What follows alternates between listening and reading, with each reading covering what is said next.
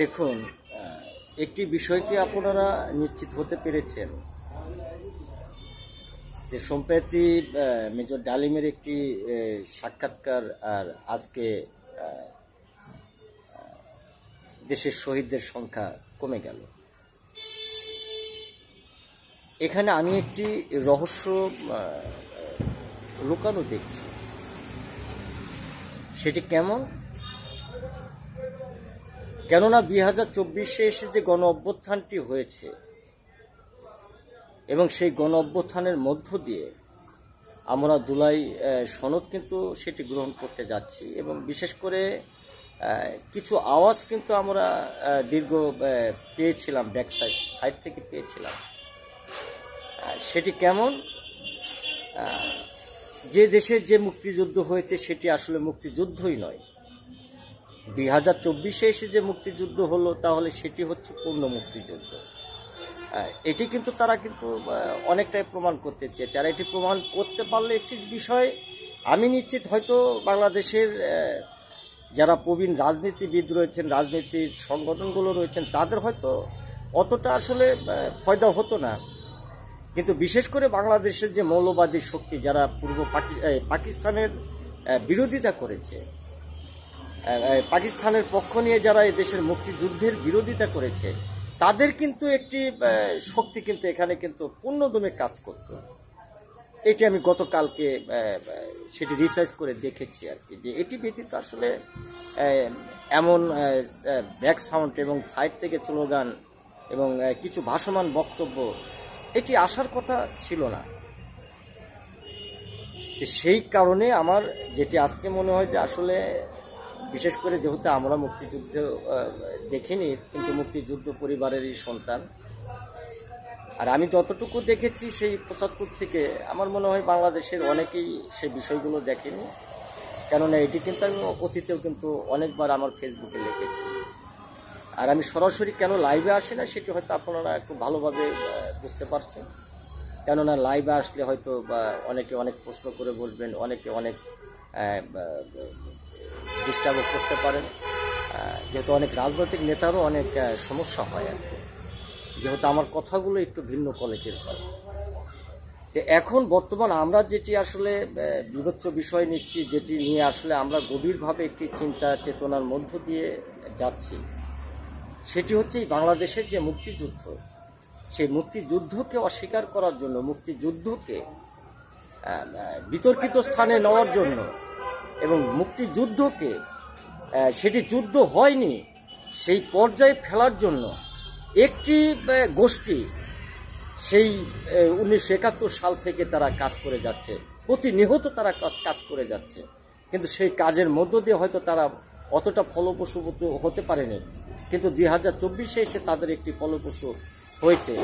এখন তাদের যে একটি চিন্তা ভাবনা, তাদের যে চিন্তাধারা, তাদের যে একটি চলমান রাজনৈতিক যে একটি আগ্রহ এবং তারা রাজনৈতিকভাবে যে আসলে দেশের একটি দায়িত্ব নিতে চায়, সেটি কিন্তু এইভাবে কিন্তু তারা প্রকাশ করে নিয়ে এসে তাদের একটি মূল শক্তির যে একটি উত্থান, সেটি কিন্তু তারা প্রতিনিয়ত কিন্তু দেখিয়ে যাচ্ছে। আজকে সেইখান থেকে যদি আমরা উত্তোলন হতে না পারি, তাহলে এমন একটি সময় আসবে যে যেমন মুক্তিযুদ্ধের ইতিহাস নিয়ে মানুষ বিতর্কিত স্থানে যাবে, মুক্তিযুদ্ধকে নিয়ে বিতর্কিত স্থানে যাবে, 2024-এ যে আজকে গণ অভ্যুত্থান হলো সেটি নিয়েও কিন্তু একসময় তারা সেই বিতর্কিত স্থানেই যাবে। আজকে আমার যেটি মনে হয়, সকল রাজনৈতিক দলগুলো এবং যারা বুদ্ধিজীবী রয়েছেন তাদের একটি জায়গায় এসে আসলে দাঁড়ানো প্রয়োজন। কেননা আমরা কিন্তু সেই 25শে মার্চের যে কালো রাত্রে কথা শুনে এসেছি, ইতিহাস শুনে এসেছি, যে দেশের অসংখ্য বুদ্ধিজীবীদের সেই পাক হানাদার বাহিনীরা হত্যা করে গিয়েছেন। এই জাতির যে একটি ভবিষ্যৎ, আগামীতে এগিয়ে যাওয়ার যে একটি ভবিষ্যৎ, সেটি তারা ধ্বংস করে দিয়ে গিয়েছেন। আজকে আমরা যাদের কাছ থেকে এই আলোচনাগুলো শুনছি, তাদের মধ্যেও কিন্তু আমরা বিশেষ করে যারা গণমাধ্যম কর্মী, তাদেরকে কিন্তু জাতির বিবেক হিসেবে কিন্তু আমরা এটি ধরে থাকি। যদিও তাদের সকলেই আসলে সমান নয়, কিন্তু আমরা যারা দেশের জনগণ আছি তারা কিন্তু জাতির বিবেক হিসেবে কিন্তু প্রতিটা গণমাধ্যম কর্মীকে কিন্তু আমরা লক্ষ্য করে থাকি। কেননা সমগ্র জাতির যে আশা আকাঙ্ক্ষা এবং তাদের যে চিন্তা চেতনা, সেগুলোর বহির্প্রকাশ কিন্তু আমরা তাদের মধ্য দিয়ে কিন্তু দেখতে পাই অধিকাংশ সময়। এবং দেশের সু বিষয় দেখতে পাই, দেশের কু বিষয় কিন্তু আমরা এই জিনিসগুলো কিন্তু দেখতে পাই। তা আজকে সেই বুদ্ধিজীবীদের হাতেই যদি দেশের মুক্তিযুদ্ধ ধ্বংস হয়ে যায়, আর সেই বুদ্ধিজীবীদের আলোচনায় যদি দেশের মুক্তিযুদ্ধকে যদি বিতর্কিত স্থানে নিয়ে যাওয়া হয়, তাহলে এটি আসলে একটি জাতির স্বাধীনতার প্রতি একটি লজ্জার বিষয় হয়ে দাঁড়ায়, একটি ঘৃণার বিষয় হয়ে দাঁড়ায়। এবং বিশেষ করে আসলে যে মুক্তিযুদ্ধ হয়েছিল, মুক্তিযুদ্ধ হয়েছে, যারা মুক্তিযুদ্ধ রয়েছেন, যোদ্ধা রয়েছেন, তাদের আসলে আত্মসম্মানে আঘাত করা। এবং সেই একটি গান কিন্তু আমি শুনেছিলাম যে হয়তো বা ইতিহাসে তোমাদের নাম লেখা রবে না, কিন্তু আমি শহীদ হলাম, কিন্তু সেই দেশত্ববোধের গানের মাঝেই আমি থেকে গেলাম। কিন্তু দেশ এবং দেশের মানুষ এবং একটি জাতি, আমি যাদের জন্য জীবন দিলাম, তাদের কাছ থেকে আমি কোনো সম্মান পেলাম না, বরঞ্চ আমি তাদের কাছ থেকে একটি ঘৃণা পেলাম, প্রতিহিংসা পেলাম, এমনকি আমার নামটি পর্যন্ত মুছে দেওয়া হলো।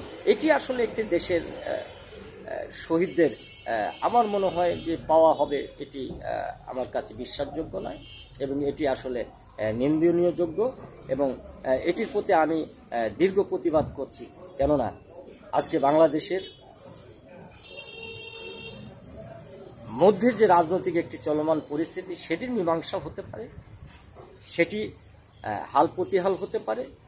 এবং এখানে আমরা যেহেতু রাষ্ট্র পরিচালনা করি, রাষ্ট্র নিয়েই থাকি, আমাদের মাঝে স্বৈরাচারের জন্ম হতে পারে, আমাদের মাঝে ফ্যাসিবাদের জন্ম হতে পারে, আমাদের মাঝে মৌলবাদের জন্ম হতে পারে, কিন্তু দেশের মুক্তিযুদ্ধ নিয়ে যে একটি প্রতিহিংসার আলোচনা, দেশের মুক্তিযুদ্ধ নিয়ে যে একটি বিতর্কিত স্থানে যাওয়া, এটি আসলে আমার মনে হয় যে আসলে কাম্য নয়। আজকে সেখান থেকে এই দেশের প্রতিটি নাগরিকের এবং যারা দেশপ্রেমিক, তাদেরকে এগিয়ে আসতে হবে এবং এর প্রতিবাদ করতে হবে। এই ব্যতীত আমি মনে করি যে আসলে আমাদের হাতে আর কিছু নেই। কেননা আমরা আমাদের অনেকটাই তারা পিছনে ফেলে দিয়েছে। সকলকে ধন্যবাদ।